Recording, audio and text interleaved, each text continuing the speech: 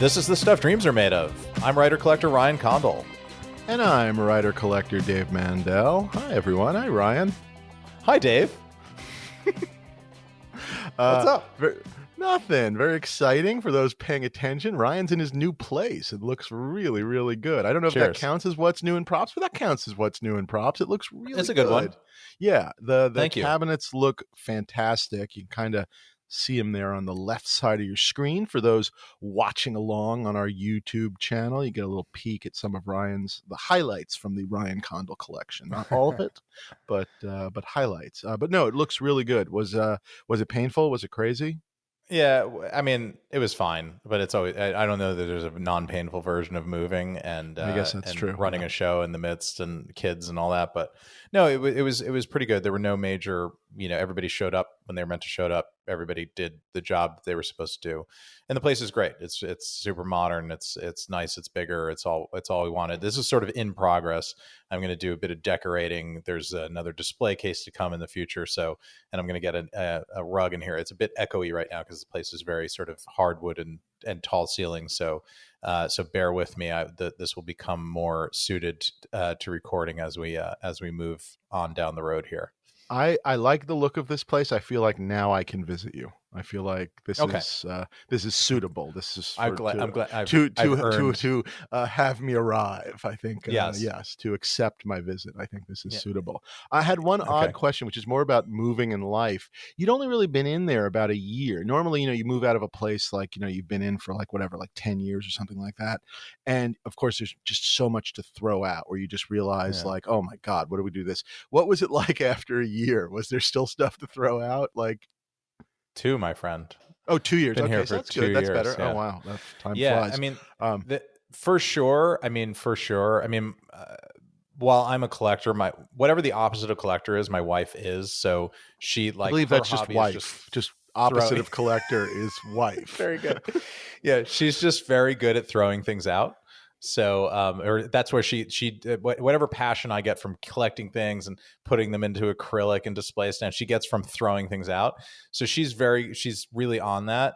The thing is, we have 2 small children who outgrow clothes and toys. Yes, that's true. Things that they need and all that. So it was this massive pile of really charity stuff and Goodwill and that with the kids. But we just went through this in LA because we sold our house that we lived in for 10 years. So that was you got rid of all that stuff. Yeah.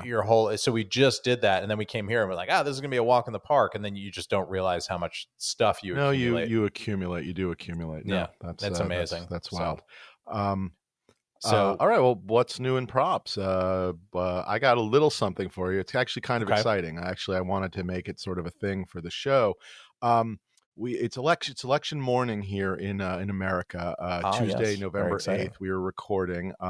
At this point, I guess anything could happen. Although I do not have much faith. I will simply say I'm expecting a really, really bad couple of days as America slides slowly into the abyss. But last night was the Powerball drawing, one of the largest ever, like $200 billion. Yeah, $2 billion. $2 billion. And $2 billion. Yes, I was going to say. And but enough that like the signs in the gas stations like stop at like 9999. You know what I mean? Like they don't even go to 2 billion, which is very exciting.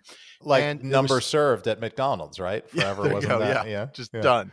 And there was some sort of a weird mishap or something. So that it was supposed to be last night, and it was this morning. And I just woke up and I just read the headline that the winner is here in California. So I am going to check this ticket, and if I win $2 billion. I am going to destroy the prop market in a way that no one has ever seen the prop market been destroyed. I am going to buy shit at numbers that are going to blow your mind. I'm going to buy it all. So here I go. Will you? Yes, go ahead. Will you buy me something before you ruin my ability to collect forever? Will you get me something nice? Yes, I'm going to buy you a going away gift before you leave the hobby. Before I have to drive you from the hobby along with all the other collectors. So I'm going to check my ticket on the official lottery scanner. And before I check it and definitively win, I just want to everyone, to all my other fellow collectors out there, goodbye, suckers. Okay, I'll see you all in hell. So there we go. Okay, This is so good. I mean, this is it's gonna basically go. a sure thing. So I'm No, sure this can't go I wrong. believe I Yeah. have. I bought. I think there's 10 on here, so I've got a pretty great chance, I believe. So here we go. Here we go. Hold on. Nope, that wasn't it. Here we go. Oh, it's green. It's green. Sorry, this ticket is not a winner. Okay, well, anyway, I'm sorry, everybody. I'm sorry, Ryan. Anyone I insulted, I apologize. All those things you said. Yeah, Yeah. no, I guess back to normal and such. And anyway, I'll see everybody at the, I guess, next auction. At work. Yeah. But speaking of auctions, Yeah. sort of a fun week, right? You were, although Yeah. neither of us had a great day, oddly enough. I was But gonna say, you went to the prop store auction. I did. It was a lovely event. It was really cool.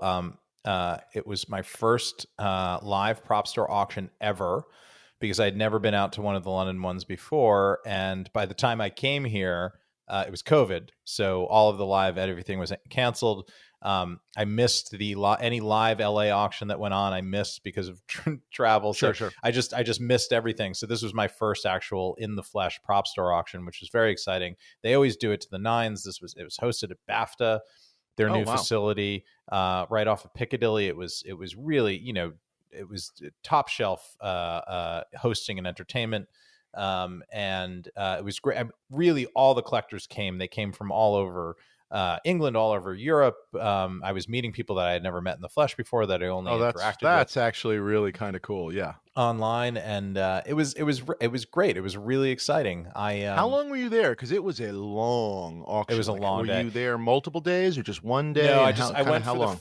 I went for the first day. They had a drinks reception that started about an hour before the auction, and then I did that plus like 6.5 hours of the auction, which got me up to, I mean, maybe C, the letter C. Yeah, I think halfway through the alphabet, like it was like K or something like that, because there was so much bidding. They had so much action that it slowed things down, and they were actually a little worried because they only had the facility for a certain amount of time, so they had to kind of do some polite bargaining with the people, because they knew they could project how late the auction was. Right, they knew the party was going past 11 p.m. Yeah, but it was great. I mean, it was not for technical troubles or anything. It was simply just interest and all that in the auction. And I met, ironically, sort of oddly, met the guy that bought my Grail Cup sort of at random. Very cool. He was the host of this documentary they're doing on like prop collecting. And so he interviewed me and we talked, and he said what he was in. He was also into Indiana Jones, and I was saying that if I could have anything left from, the things that are sort of holes in my collection, such as they are, it would be an indie jacket, which we've talked about. And he's like, oh, I love Indiana Jones. I collected a bunch of things. And then he told me about this great Grail Cup he just got. And I said, did you get that in the last auction? And then we did the Spider-Man thing. And exchanged information. It was really nice to meet him. Very passionate collector. I told him this great story that I had to tell sort of offline about the cup, that I knew about it but couldn't sort of publicize because of people involved and things like that. But that made it better, and he really enjoyed that. So that was great fun. It was great seeing everybody and participating, and then it just got worse from there, because I, like you in Powerball, just a giant loser at the auction. The two big things that I wanted the most, I did not have a great day. I did not have a great day either. But what did you end up? I know you went after the Blade Runner jacket. I knew that going in, and I saw the number, which was a very, again, a great piece, a very high number. What was the other thing you went after? Yeah, I went after the T2 jacket, the which Arnold. Also went really high, high, and unjustifiably high. That letter was fantastic. It was. It's funny. I'll very quickly. Did you win anything? Let me just start there. Did you win anything? I did. I won a Raiders of the Lost Ark production. Oh, one sketch. of the Ark drawings? of the Covenant. Okay. Yeah, the black and white. The black and white. Nice. The black and white one, which I felt was a little bigger than the color one, and it was more production-y to me. It showed more of the process, whereas the other one felt like, we have it. This is the finished design. It was a little more done, whereas this showed how the design process and That's very cool. There's the sort of a creative little thought process. sketch quality to it in a way. Correct. It's funny. Yeah. The only thing I ended up with actually was a piece of art as well. I think I told you this offline. I ended up with one of the Tavaleris Star Wars sketches from the Charles Lippincott Yes. collection, Wonderful. which I think on our preview show, I had told people this is something there'd never really been Tavaleris art on the market before, and it was just something I really did want. The first one, which had a little Darth Vader on it, went crazy, went like $10,000. I ended up buying the second one, which was a couple of shots of them from the Rebel towers on the Yavin moon, and I really do like it. And I'm hoping maybe some others will show up down the line. I'm very excited, very happy. The numbers went crazy. The other thing I did bid on was Tim Laws, our previous or post, I don't know what show he was on, but he was a guest here on our show. At some point. At some point, I bid on his the Bible, the Hammer, the Shawshank Redemption Bible, and I knew it was going to go high-ish. And I threw a bid on, I mean, honestly, I think I was like the second or third bid. I think I was like 110 or something like that.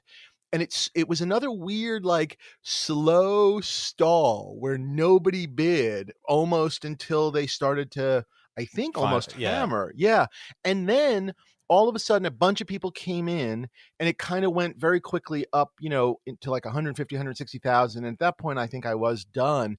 And then a whole bunch of other people came in, and all of a sudden, the next thing you knew, it was like over 300,000, which was very thrilled for Tim. I mean, congrats, Tim. Happy for Tim. Yeah. It was just, I don't know. It was almost as if, and again, based on the prices, I started to wonder, are these just all like a lot of new bidders that have become attracted to the hobby, be it from either, obviously there's so much wonderful press on like these auctions, but obviously also the power of this podcast alone to just bring in new bidders, hundreds of them that have no idea how to bid in an auction, because the pacing and like waiting for hammer at 110, but then bidding 350 doesn't exactly make sense to me. And I don't know, there were just crazy guy trying to numbers get on to the phone. Yeah. I don't know. Yeah, I we can't blame the Powerball winner because that hadn't happened yet. Nope, not hadn't happened yet. Next auction, you'll see what happens. But it's just you wait. But it was an interesting thing. I mean, I think you and I were kind of in agreement. Like for us, the auction wise, there were some nice things. It was not for us our favorite auction, and I thought there were a lot of also rans and things we've seen before, and yet the numbers I just thought were, I don't know, really bananas. The crawl glaive, which I was really interested in, was over $30,000. Yeah, opened at 40. $37,500 before the auction started. That means people were putting in bids before the auction, which again feels like a sort of a newbie rookie move, mistake a little bit. Yes, exactly. Yeah. And obviously where it ended up was wild. So, and again, I was bummed I didn't win it, but not upset I didn't win it. I think it was the highest. Yeah. I think the Bible was the highest hammering thing in the auction, I believe. Yes, I certainly so. But let's put the Bible aside. To me, the Bible at least sort of deserves it. The glaive, I love, but even I who love it don't think that deserves it, if that makes any sort of sense. You both love the prop and you're talking it down because you know how terrible Kroll is. Yeah. Well, yeah, it's awful. I mean, I purposely don't watch it to preserve my memories that I know are completely incorrect. Sorry. Yeah. But just, I don't know. To me, some of the numbers were wild. And I mean, I guess, great for the consigners. I was trying to figure out, what do you think this means for the hobby right now? Like, where are we? I will tell you, that room was packed absolutely to the gills. And I knew a bunch of people in there, and some of them were bidding, but like the big bidder, there was some big bidding in the room. And I didn't know who those people were. Right. And not to, not to whatever, I'm not the be all and end all of prop collecting, but usually, I mean, 5 years ago, sort of, if a big thing came to auction, we sort of knew who the whales were, the players were. And I feel like I don't know that at all. I think a lot of new people have come to the market. I think COVID brought people to the table, and some of them have stayed because they realize this stuff is very cool, and it's one of a kind. It's all the things that we look for in a collectible. And I don't know. I felt leaving the auction. I mean, I'm happy for Prop Store. I think it was very successful for them. Really happy for Tim. I mean, he was just absolutely bowled over by the result there, and I think it was just really great for him. But I was like a little sad because I feel like an era is passing me by. No, it definitely it's not that like I can't another operate. Nail in our coffin in a weird way. Yes. Yeah, and it's just like I don't psychologically. I think it's like you with the X-wing. Psychologically, I just don't know that I'm gonna want to hang consistently. Things will come along, I'm sure, that are worthwhile, but I don't know that I'm going to be winning things twice a year in every auction if things hover at this level. Sort of funny. I sort of told you I thought I did this clever thing. I put in this like cheeky sort of opening bid on the Gandalf sword, just thinking, well, in the chaos of the moment, no, right? You never know. Maybe it's the guy been in auction before, right? It's been around, yeah. And maybe I just get it for the opening bid. It went for 3.5x what that opening bid was. I mean, again, great for them, and the consigners were in the room, so it was fun to see them. I will say the consigners were in the room for the baddie jacket, so I felt, and it was like this woman and her family, and they were cheering it on, and it did feel a bit of peer pressure, but I was like in the back, sort of raising my paddle, and they were like, sort of egging me on. I was like, don't get sucked in, don't get auction fever. But it was really cool. I mean, it was cool to see. I mean, those were ostensibly sort of, normal people that had lucky to have this Antiques Roadshow thing happen to them, this thing in their attic that they didn't know was what it was. And it was just really cool to see it in that live environment, happen for them. And they went in that day and they didn't know it was going to happen. And they kind of walked out a winner. So that stuff was exciting. Crowd, I was just going to say a crowd, but and whatever. It's a great thing. No, exactly. Because we're not that far away from auctions where, good pieces were selling for, opening bid or one or two above opening bid. And now I'm not even sure the opening bid relates. I just can't. Or there was a ton of action and it hammered at 25, right? Or something like that. Exactly. Yeah. And initially, I know like in some of my other hobbies, there's definitely been speculators, and obviously there was a sort of a sense of like, Bitcoin and all of that kind of stuff. But we're on the cusp of a recession, and I don't necessarily feel like it's people speculating. I do feel like it may just be new blood. I don't know. I don't know. Maybe I'm completely wrong, but that's my I don't know, I guess my semi take on it at the moment. I don't know what any of it means. Maybe they'll figure out that they don't need to keep bidding to those levels. I don't know. Just very, very confusing time in the prop world. And yes, I was a little depressed too. There was nothing for me that I was like so after. I would have loved the Bible, but I even I knew going into it I had limits. And again, I'm happy for Tim, but there was no X-wing in this one for me. Again, the glaive I was interested in, but things like that. I had a lot of I'm interested buts. So we'll see where we go on the next one, but definitely, I don't know, definitely strange, I guess I'll simply say. I'd love to know if our listeners have an opinion of what's going on in the market right now. Let us know. We'd love to hear what you guys think of what's going on. The one thing I will say, much like Tim, it was great for the consigners and the jacket, the baddie jacket people. It was wonderful to see people we know, people we don't know, get some really good numbers. And we talked a little bit about this next gentleman, our first guest tonight. I shouldn't say our first guest, our only guest tonight. And I don't even know why I'm saying tonight, because I guess for me, Dave, it's morning. We have George Lucas is pulling up the rear tonight. Okay. So two guests. We're good. We're good. And the new Powerball winner. Yeah. He said he didn't want to open for Harry. Yeah.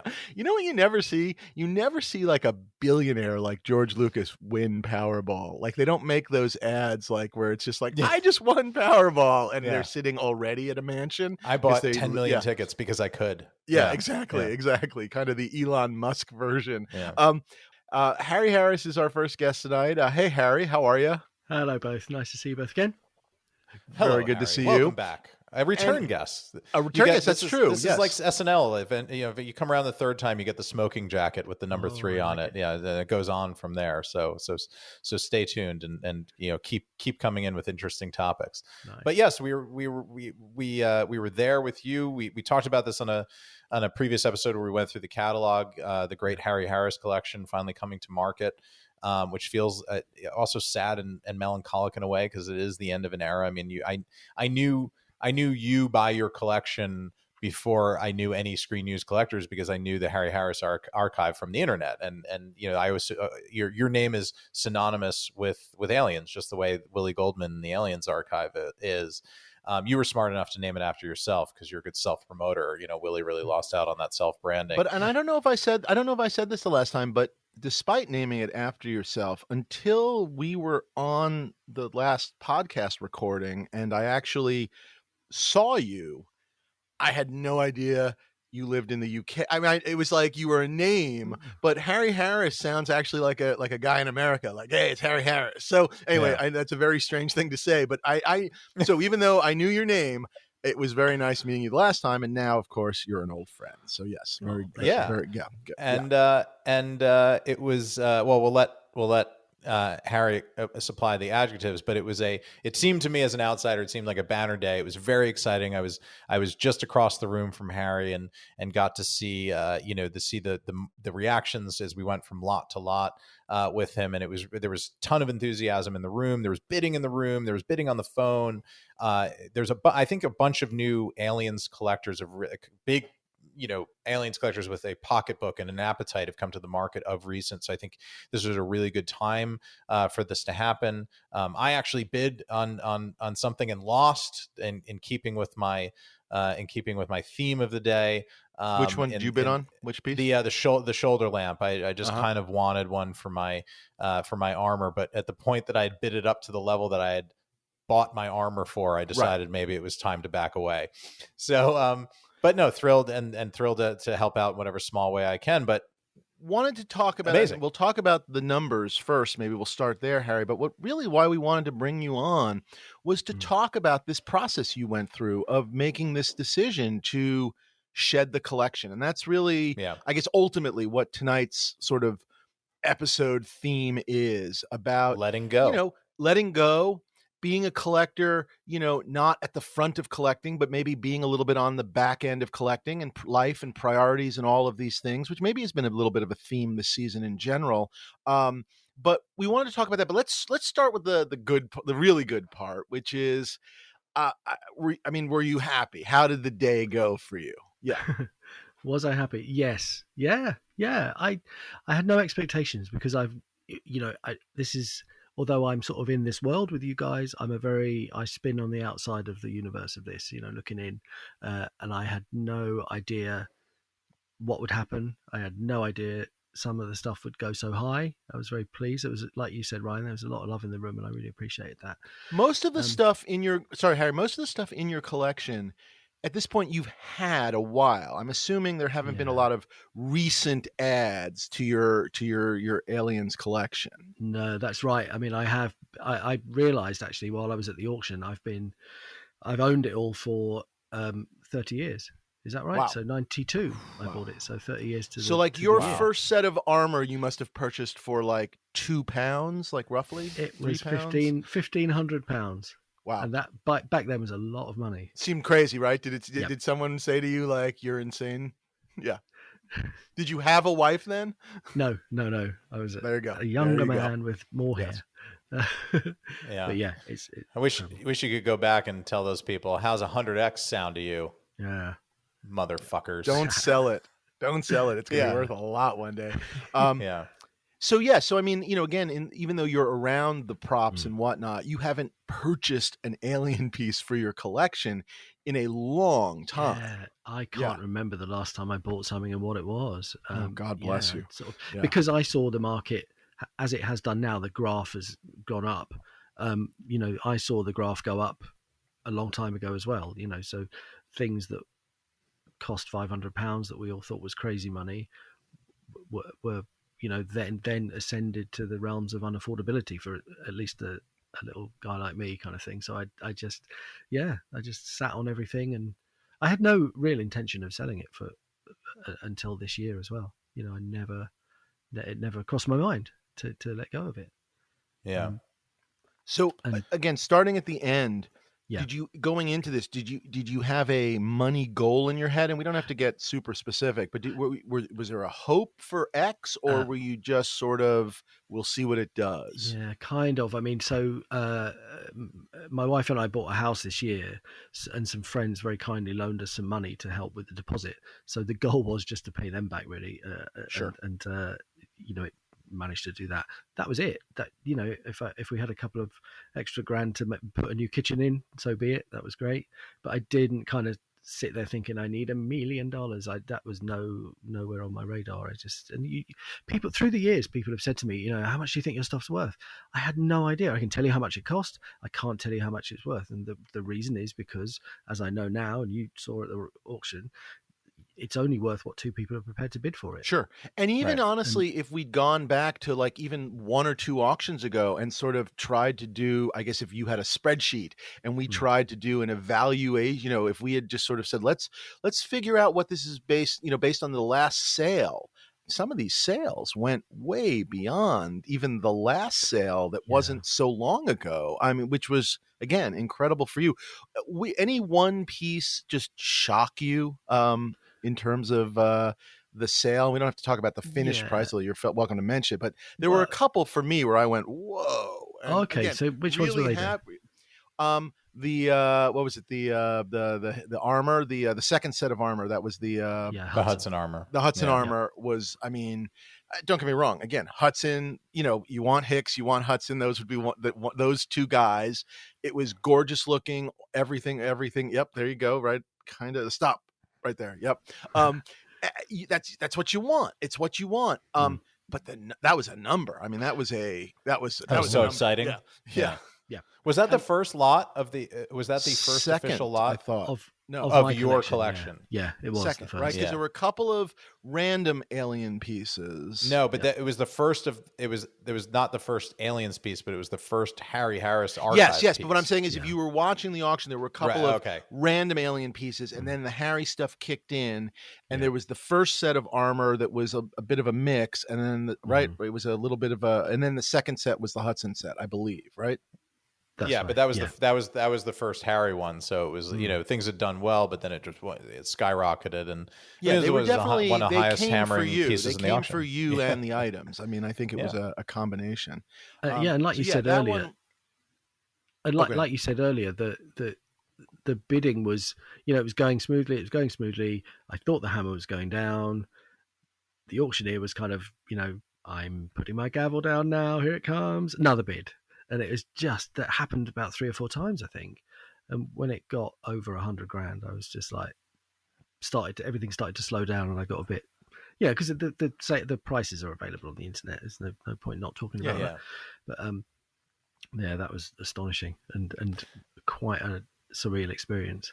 Really. It's absolutely wild, and other things did really well too. And we talked about this too, and I think. For me, it's like the Hudson set is super cool, and I think it's the thing that I always most associated with you. But the things that excited me were the things that I didn't even know you had, and that were in there. And I talked about, I kind of told you on the sly on the side, I'm not letting that bishop go for even the high estimate, because I thought that was a really, I think, good to generate action. But I thought a screen matched head-to-toe Bishop costume, bespoke, made for the film. Bishop, one of the main characters, the android, the non-combatant guy, just really cool character. I thought that one should have run, and it did. Story, by the way, Bishop, the hero of the story. Correct. Yeah. And it's interesting you mentioned, Ryan, about the screen matching thing. So Gorman was also screen matched, and Drake's headset. I didn't do that. He's such an asshole. They did that after the fact. Prop Store did that, and the reason. So I'm not going to say I didn't do it because I didn't care.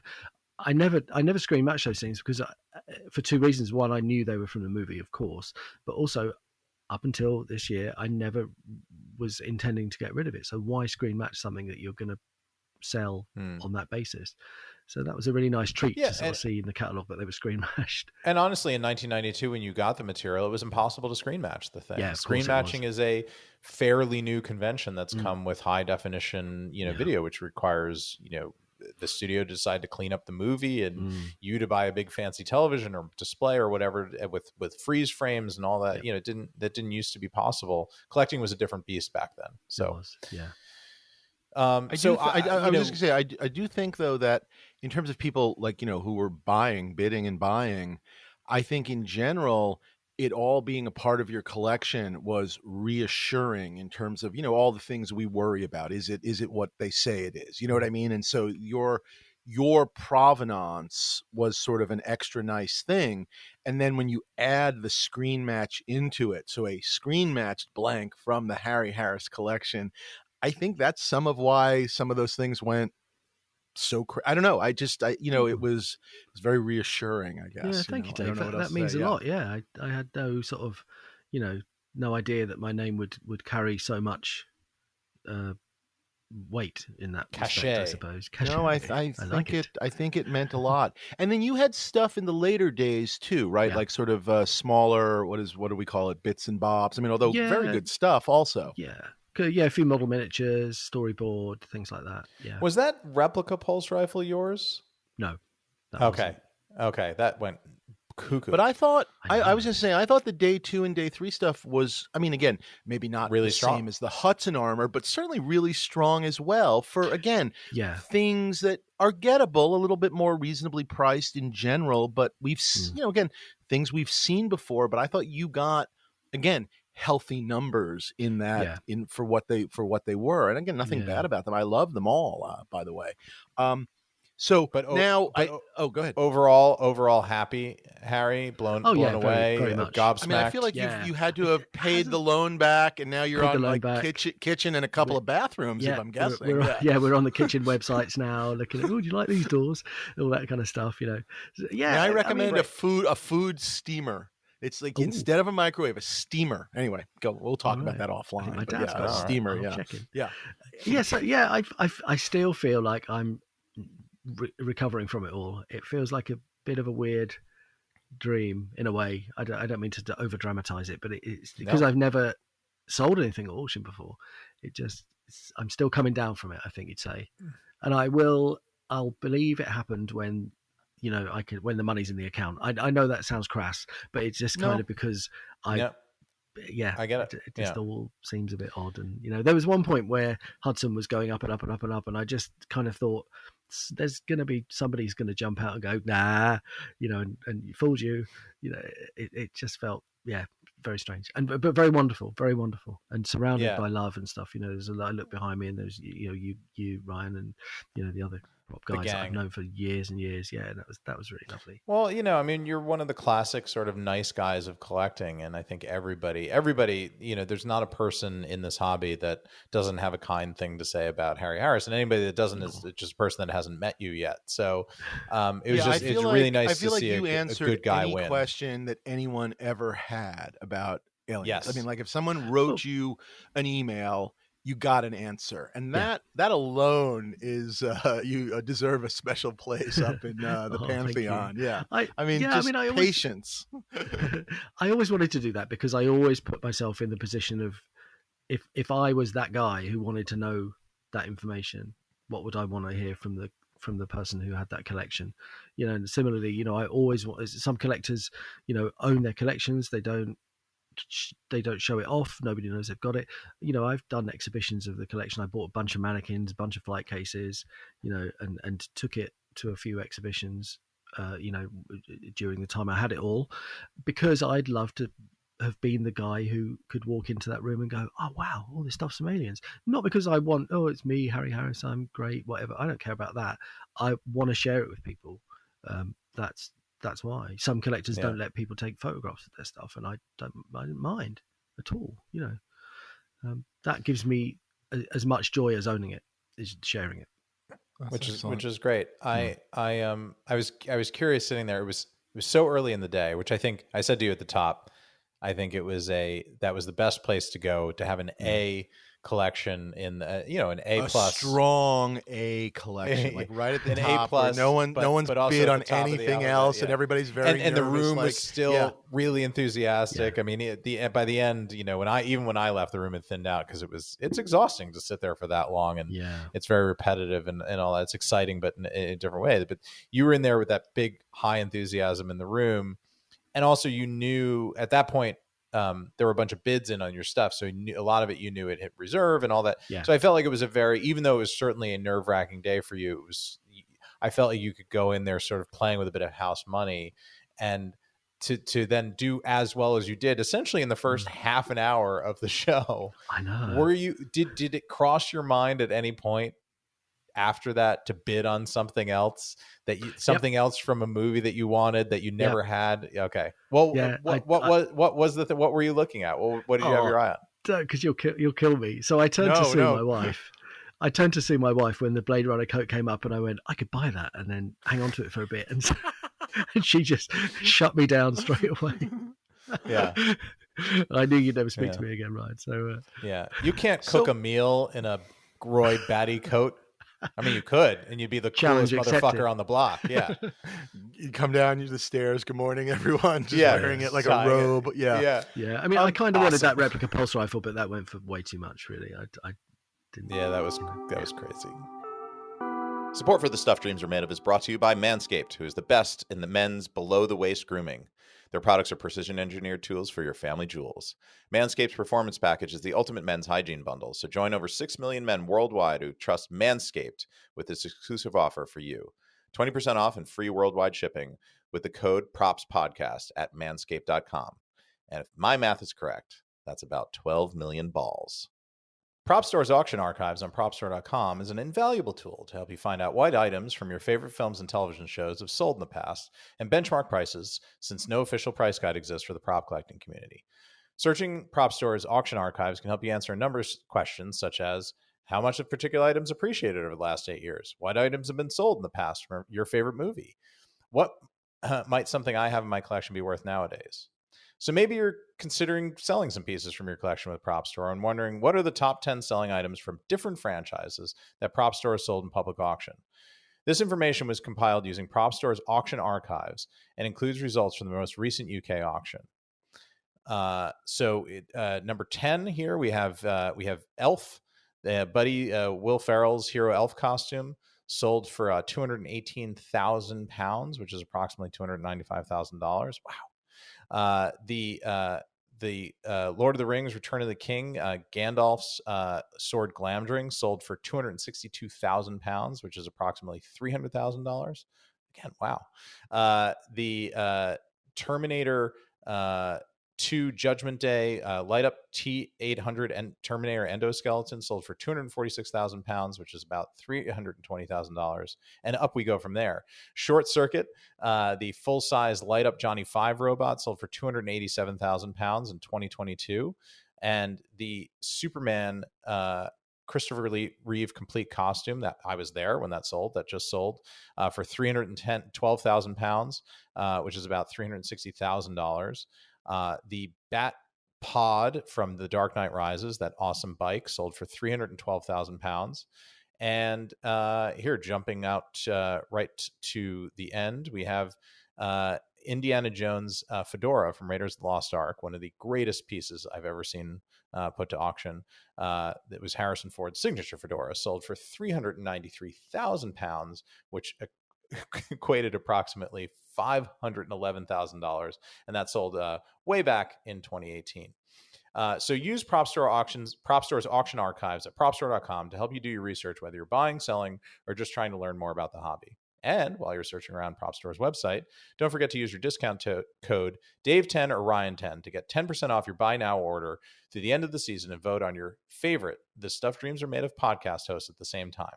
Doesn't matter how large or small your purchase is, small if you're buying for Dave, but when you use one of these discount codes, you'll be able to qualify to be a guest on this season's final podcast episode. let's get into this now. And again, just I want to kind of circle to the beginning of this whole thing, and then we'll Okay. kind of almost work our way back. So you mentioned the house. Was that the deciding factor? Is it something you've been thinking a little bit about? Was it the moment of like, okay, we're going to make this life change. We have our eye on this incredible house. This is the thing that you always told yourself. Let me go one step further back. Okay. Like, were there things in your head where you sort of had said to yourself, if I ever need blank, that will be a time to sell? Or had you never even crossed that line in your head? No, I never thought about it, to be honest. It was only so at the beginning of this year, we got I got a message from our landlord because we were renting this house that Sure. I'm in now, and he said, I'm thinking of selling it, and which means I'm selling it, right? Right. And do you want Yes. to buy it? So there was a massive panic. We managed to scrape the money together, and then I just thought, well, this is, I have to sell the collection, but in a nicest way. I wasn't, there wasn't a gun to my head Right. to sell the collection. I just thought, well, this is the time. And funnily enough, I've known Tim Laws and Stephen Lane from Prop Store since they started, really, and they always said to me, you'll know the time is right when you want to sell. And I always, for 30 years, I went, no, never going to do it. No, you're wrong. And the time was right, and I knew it, and I thought it would be a big wrench, and it kind of wasn't. So that was the driver, the house. And I had a better moving experience than you, Ryan, because we just stayed here and signed some papers. That's Did you throw anything out? No. Was there the moment you walked into a room and said to your wife, I'm going to sell everything? Like how did you break it to her? Well, she's not the Aliens fan I am. I mean, she loves the movie. She's a big Batman fan, but okay. I know. Don't know why I married her. She has an even bigger Batman collection that she refused to sell. Yeah. So no, she wandered into the room and found Harry wearing all of his Aliens costumes all at once. Joey style. Yes. Yeah. Could I be wearing any more alien stuff? So yeah, I just sort of said to her, I said, I think it's time to let go of it. And she kind of said, are you sure? Because she knew what it meant to me. Yeah. Did she try and talk you out of it? No. It was kind of like it wasn't like I said, I think I have to. I mean, I definitely have to get the money, so yeah, it was a kind of not forced decision, but it was, we would inevitability. There was an sure.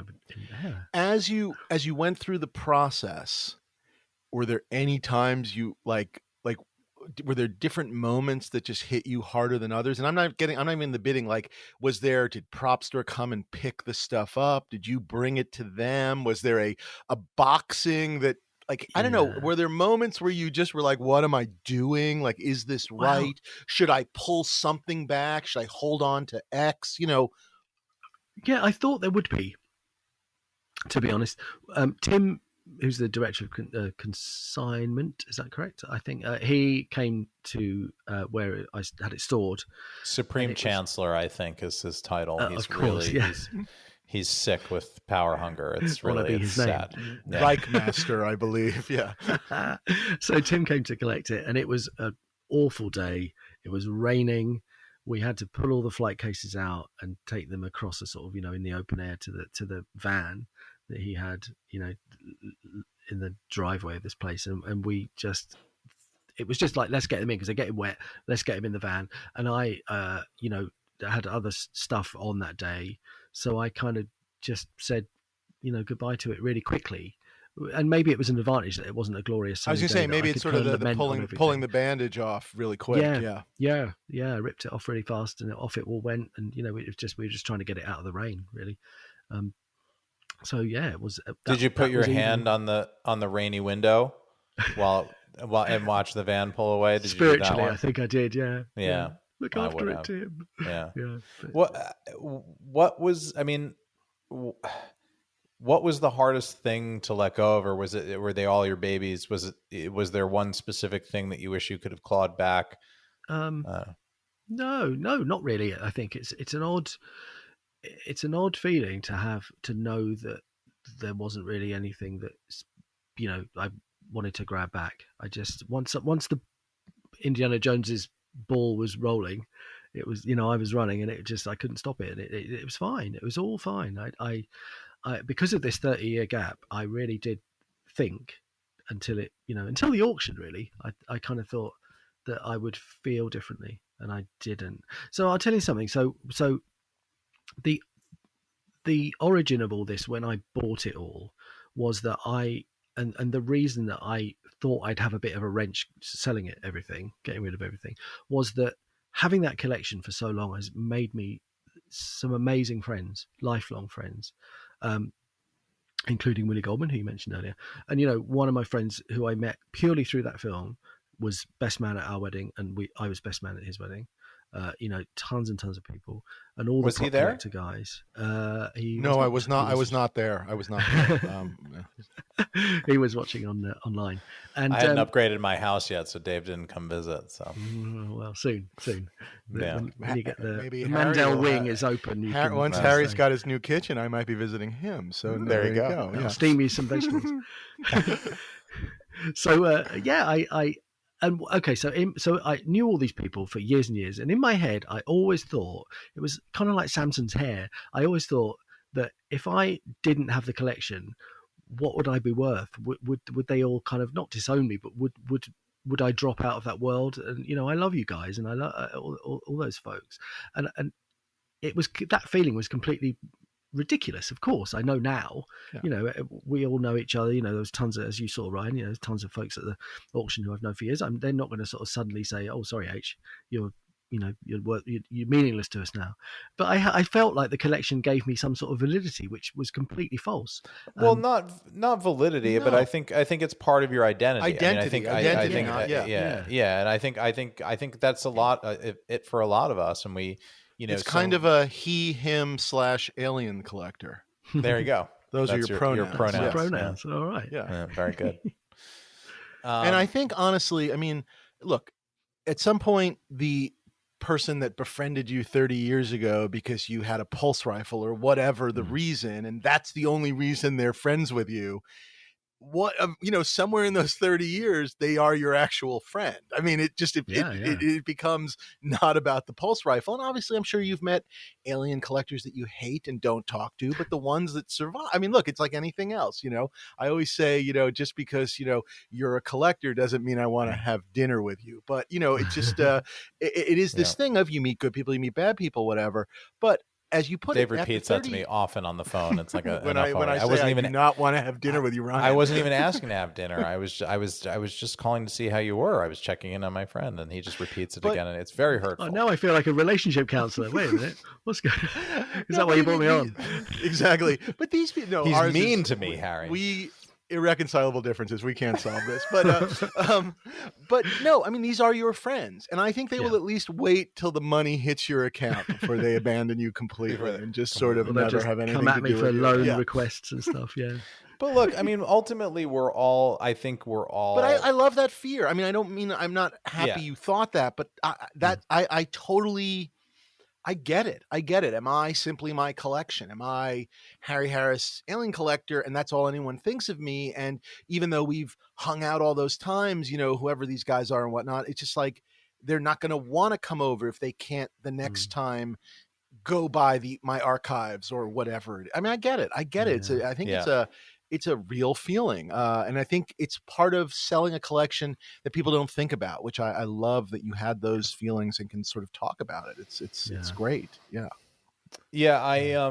I think I totally understand that feeling. And I felt like for me, I started collecting this stuff shortly after I moved to Los Angeles, which is it's always hard to move to a new place. I think Los Angeles is a particularly hard city to move to because everything is so insular and cliquey and closed.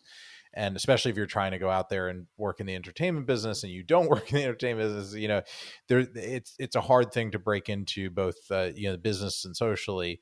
But I remember feeling, and this is not why I did it because I loved the stuff and I was really interested in it. But I remember feeling like, when I crossed that Rubicon, that it was an entree into a kind of a private club in a way. And you suddenly had access to all these people from all different walks of life that were all interested in the same thing. And they were all over not just in LA, but all over the world. And they would come in for events and things like that.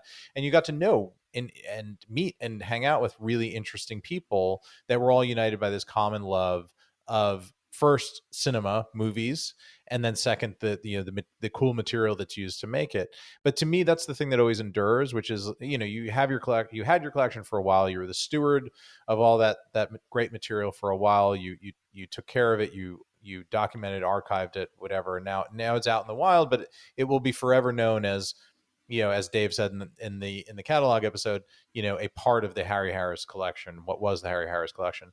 But for me, the thing that endures is the fact that you are still passionate about those films and that stuff, and you have all this knowledge. I was gonna say, the knowledge base, you didn't sell your knowledge. They didn't plug into your, I mean, someday it will plug into your head and just take it. If they could figure out a way, I think they Don't would look put in a there. price on it. I'm pretty sure if Steven could have sold your brain, he would have. But for now, no. For now, no. So that's the good news. Yeah. He just, some sort of technology has sucked not it out, put it caught up for with sale. us. Yeah. But Day 5. Brain it's sales. That's good. Yeah, right after the music. It's the thing that unites us, I think, is our passion for all of this stuff, and it makes us, we have this unique collector wiring, and I think that's the thing that will always, make us run to each other in the room, because talk about the nerdiest, most granular thing that has everybody else kind of rolling their eyes, but that's the thing that sets us apart as collectors, and I think that's the thing that makes us, makes us what we are. I think you're right, Brian. Yeah. I was just saying, I think as long as there are additional other, alien pieces in the wild coming up for auction, people will pretend to be your friends so that they can ask you, do you think that's real, Harry? Should I bid on it? So that's good. That's something. So that's, you got that going for you. Yeah. What I've been amazed by, I will just say, over the last couple of auctions, is I cannot think of another franchise, another movie particularly, specifically, that has had more mega material come to market, and it just seems insatiable. I mean, there's been so much. It's a prop heavy movie. I mean, if you think, just because of so much high end stuff coming to market over the last like 3 or 4 auctions, where there's these runs of multiple, high 5-figure lots that are selling in multiple, and no slight to yours at all, but that's not even the first Hudson set we've seen in the last couple of years. It's and yours did better than any of them. So it's really, it's fascinating to me. I mean, it just seems like for the longest time, Aliens was always an underregarded, underrated movie collecting wise. So not by passion, but sort of by what the market was saying. And now all of a sudden it's kind of caught up and then taken off. And I think it's beaten a lot of other things that were always kind of steady performers, doing well behind it. And it's, I mean, well deserved. It's a fantastic film. And, but it was, I don't know, that I think you'll long have a place in the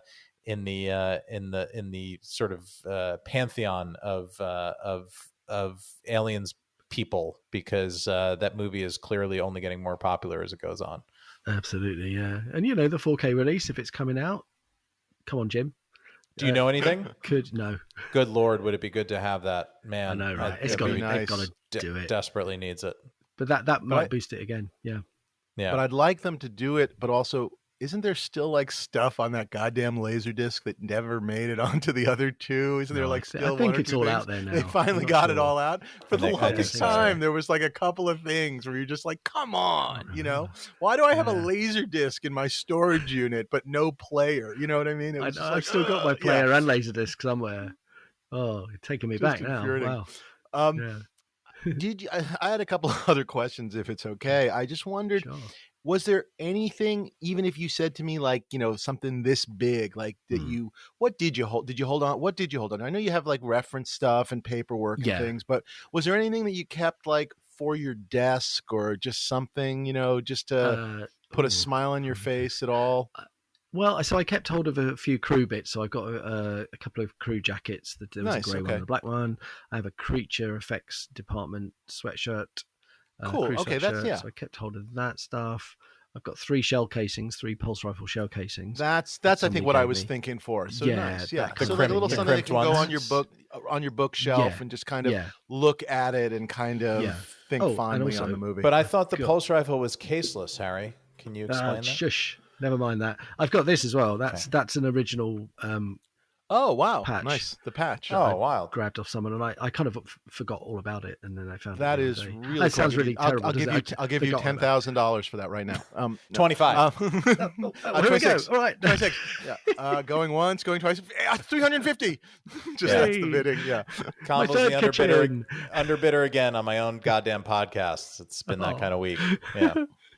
Yeah, but I realized, I started making a list actually of things I've still got, and they're really, replica stuff. The Hollywood collections, Post Rifle, I've got a couple of those, that I could, if I got stuck, I could move one of those. But I realized I've got an original Alien's tail.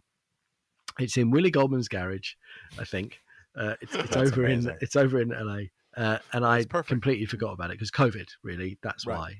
So I now have the money to get that restored by Tom Spina, if he's listening. Hopefully we can work out a deal, and then I'll put that in whenever I can. But I just kind of that, out of sight, out of mind kind of thing. Oh, that's fantastic. So that's a great piece. Sorry, I want to go back to this tail for 3 seconds, and obviously a restoration would be lovely on it. I don't know what its current condition is, but with how everything did, which was again pretty great, I think, above where you were even hoping and thinking. So, whatever, no thought of just like, well, maybe I keep the tail and put it on the wall and just that'll be my one piece. I mean, I'm not trying to force it, but I also understand that you made your peace with, everything is gone, and that's I just was curious. Is there any? I don't know. I mean, it's about 8 feet long, so it's not something I can easily display. Right, it doesn't easily. Our house is tiny. It doesn't easily go in the living room, but not really. I get that. Yeah. Well, if you tear out that stupid kitchen, then you would have room for it.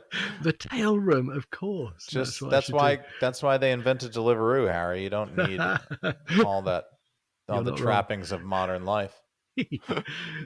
Yeah, so I don't know what I'll do with that, but I think it's it's probably time to get I want somebody else to enjoy it really as well. Whoever they are, I may never know who these people are. Who I think some people will come at I you hope at they some reach point out and say, yeah, hey, I hope so, just to say hi, and that would be nice. So if you are listening, I sound like a DJ now. If you are listening, call right now. But yeah, who knows? You can write us at I know the money. Oh yeah, exactly. At something at Gmail something. That's right. Is that correct?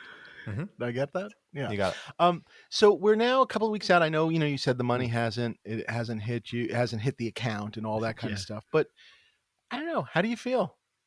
I feel all right. It feels better talking to you two actually about it. Yeah, it still feels like the right thing to do. I did joke with Stephen Lane from Prop Store just before my first lot came up. He was walking down the aisle and I went, Stephen, I've changed my mind. What do I do? And he put one finger up. I won't tell you which one it is. I think he did that or something. I can't remember. But yeah, I was going to say, is that why in the auction footage Stephen had urine running down his pants? Yeah. Is that why? Yeah. He said, "You're number one." Something like that. Yeah. Yeah. But no, I still feel all right. I think, like you said, Dave, I've come to terms with it, and it's okay. It was just time, and it was the right reason. I think I joked with you, Ryan, about if I just sold the collection to buy a gold speedboat and or spend some of the money on women and booze, and the rest I'd waste.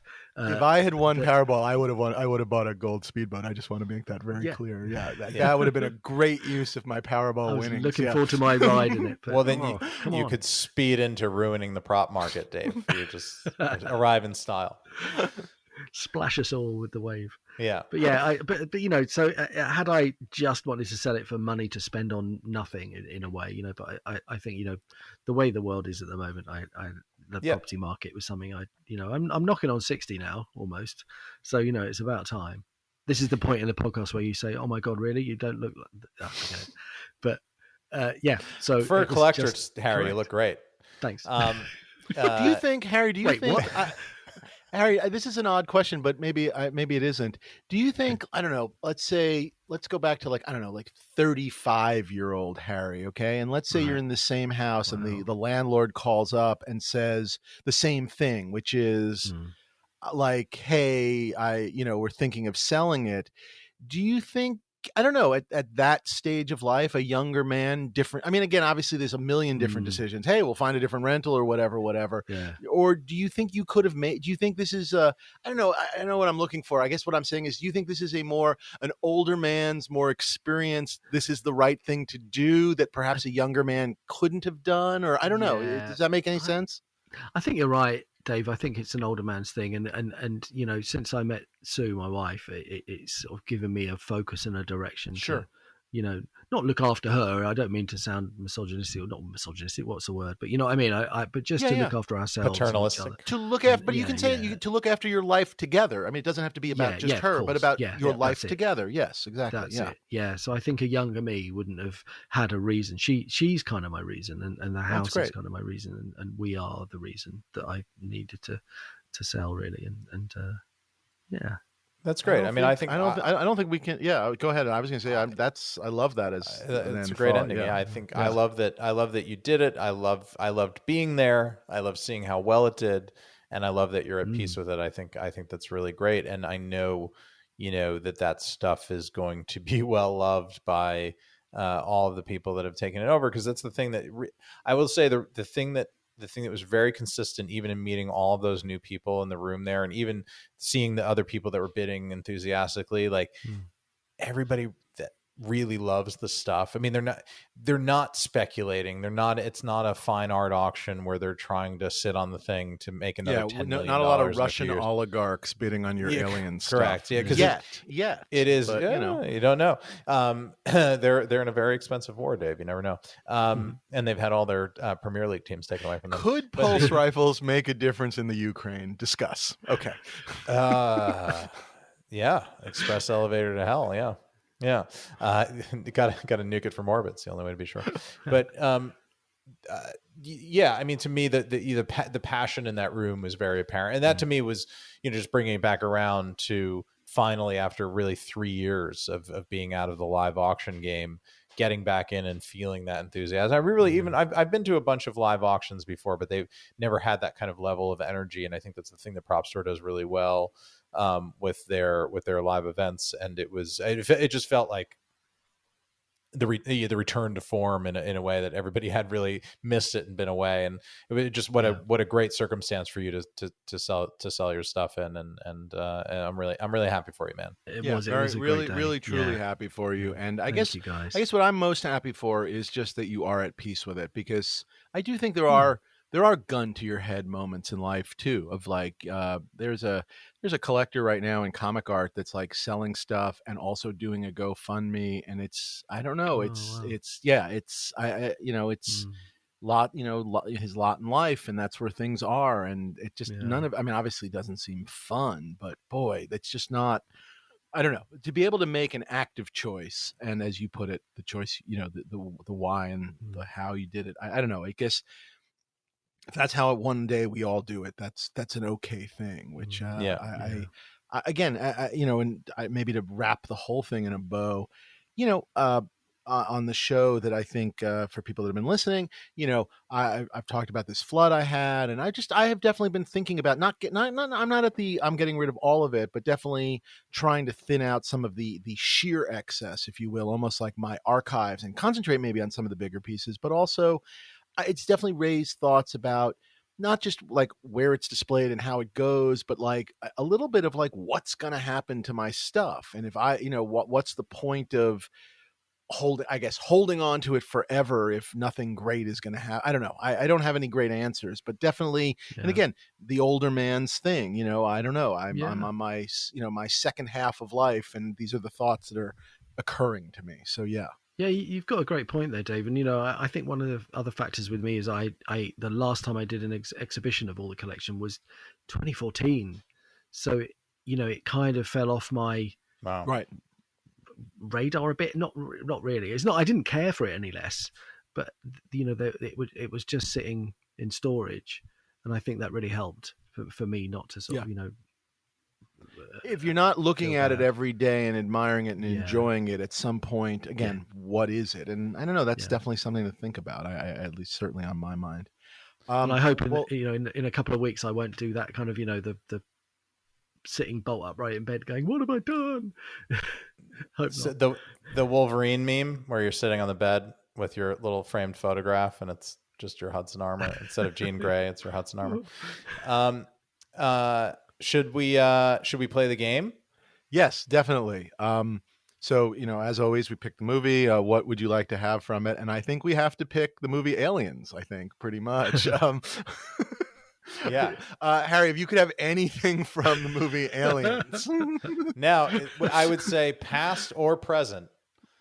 Past So or from your present. collection or something that you wanted that you never could that you quite never found. Although I get would your hands push on. you, I would push you maybe a little bit towards something you never found, just because I'd be curious of things you let me think, were let me looking think. for in the hunt. Yeah. Oh, before I came on, I forgot that we do the game, and I should have prepared But something in that's advance. the But idea. that's not the Is game, that right? Yeah. no, That's how the game gets you, man. that's right. I've always loved that power loader, and but then Hollywood Collectibles released the quarter scale version of it. That's the one I would have wanted, the quarter scale replica. Let me think. But wait, would you go full sizer, or would you go for this But for the scale not in this puppet tiny one? house, no scale. Yeah. I think. Okay. Yeah. I think that's at Lightstorm in on display Yeah. somewhere. I think Check I that, think check I've it out. saw it there once a million years ago. Yeah. Oh, right. Oh, so you've been to Lightstorm and I haven't. You've been to the But I was Lucasfilm snuck. Archive I and was Ryan snuck in by somebody that wasn't I think, under a coat. Yeah, not that bad, but it was sort of Right. like we were there for something else, and it was okay. like, here's Light Store. It was The George Lucas Archive people invited him, and specifically to not invite me because it's Lightstorm's another place I've never been. But it's fine. We'll make it happen. Let's go Really, together. that loader. Yeah. I mean, that is an incredible model. That's an incredible. It's just insane. I was thinking as well, something small, but I can't think of it. I love the what I liked about my collection. It was that it had smaller items in it as well, and even all the paperwork that I have, like call sheets and take sheets. It's not of interest to most people, but I have all a lot of that, and that's the real history of the day-to-day making of the film. It's literally like tomorrow, turn up at this time, there'll be tea at 11 or whatever. Yeah. That I love all that. Am I allowed to say this at this point? I don't care if I am or I'm not. Harry, if you do decide you ever want to get rid of a call sheet, I would love to get a call sheet from Aliens. It would be really fun. So I will never pressure you about it. I have just been trying to pick up a nice, solid call sheet from some of my favorite movies. One, I'm good. I'm one. I have, I will buy it. I have many various Star Wars ones. If that's something you ever were interested in, that we could trade. But I will not. I'm not even going to bug you about it when the time comes. It's okay. I'll start you at 100, Dave.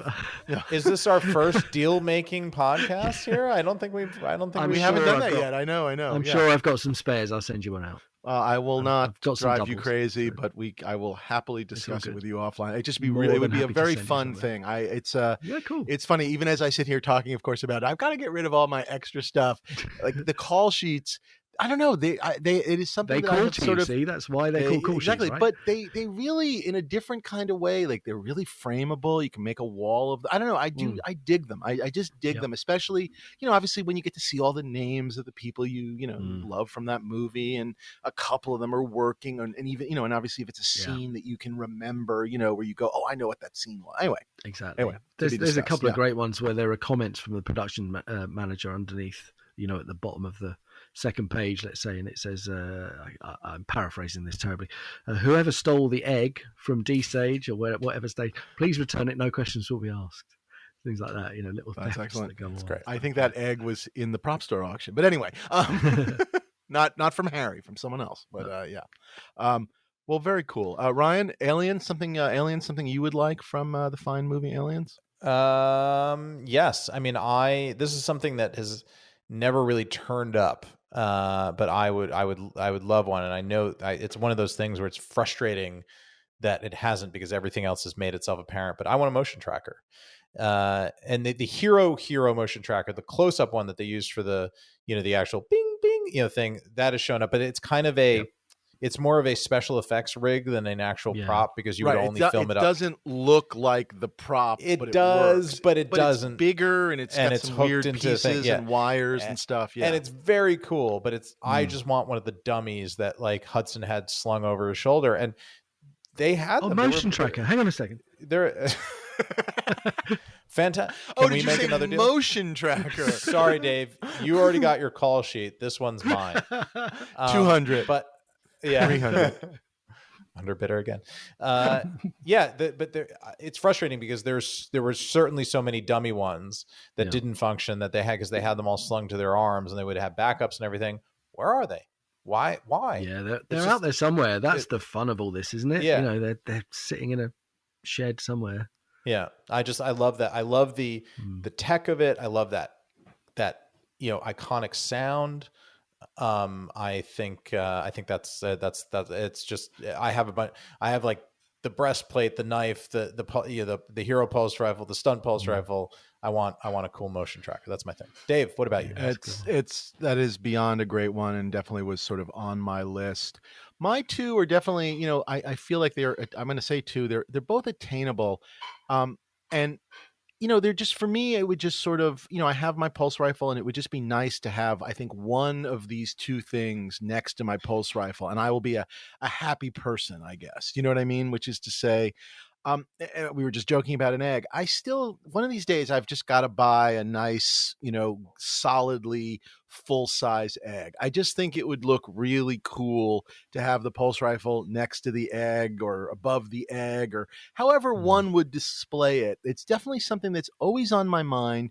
And because Aliens is always and it's early in the auction, and there's always something later, do you know what I mean, that I'm worrying and obsessing about, I've never quite done it. And one of these days I do have to do it. And the other thing that circles in my head, and the ship may have sailed just numbers wise, is having owned a set of armor and sort of let it go. And I made my peace with letting it go for the piece I got for it, which is, I'm still okay with that.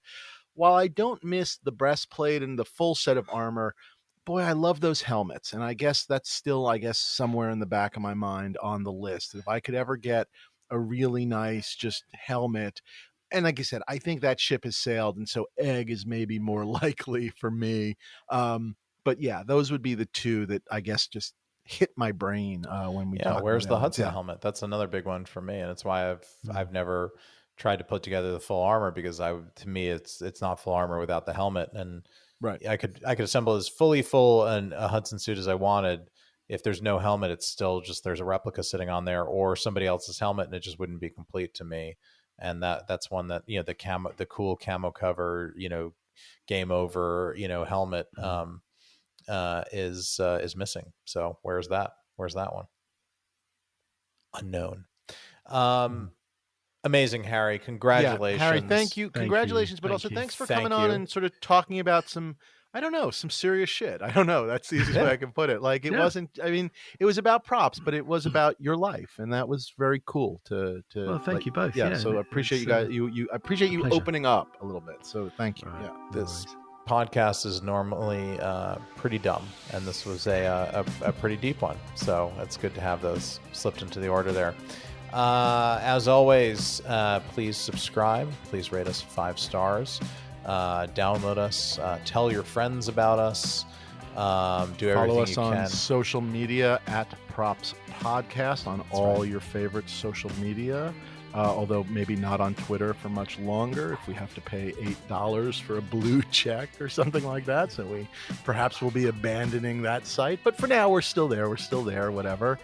And write us at something. If you bid on or won one of the great Harry Harris pieces, please write us at dreamsaremadeofpodcasts@gmail.com. We'd love to we'd love to hear about, like, was your why decision you went making for process. it. Exactly. Like what made you bid? Was it the Harry thing? Was it the alien thing? Was it the combo? We'd love to hear from you. And we're gonna get into some mail soon. So please write us. So join us next time, and we'll be back with a new episode, new topic next week. And we'll see you again on This Stuff Dreams Are Made Of. Bye everyone.